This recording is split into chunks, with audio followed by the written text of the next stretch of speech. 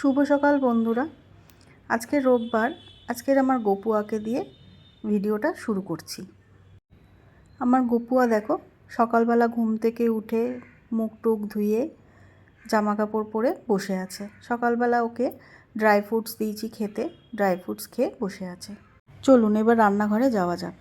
দেখুন, আমার বর বাজারে গেছিল, বাজার থেকে পমফ্রেট মাছ নিয়ে এসছে।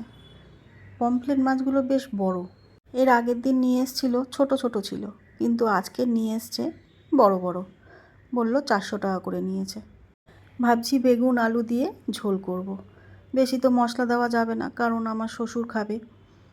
আমার শ্বশুর বেশি তেল মশলা খেতে পারে না, এই জন্য বেগুন আলু দিয়ে একটু পাতলা করে ঝোল করব। আর শাশুড়ির জন্য একটা মাছ ভাজা তুলে রাখবো, কারণ আমার শাশুড়ি তো ঝোল টোল খাচ্ছে না, মাছও খাচ্ছে না। তাও আমি মাছ ভাজাটা তুলে রাখবো যদি খেতে পারে। তাহলে চলুন রান্নাটা শুরু করি। আর কি রান্না করি দেখাবো আপনাদেরকে।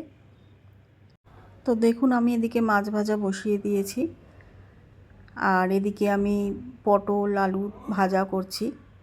আর কি রান্না করছি আপনাদেরকে অবশ্যই দেখাবো। দেখুন, আমার মাছের ঝোল হয়ে গেছে।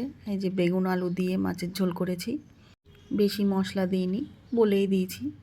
আর এই যে শাশুড়ির জন্য মাছ ভাজা, আর এদিকে একটু টমেটোর চাটনি করেছি অল্প করে।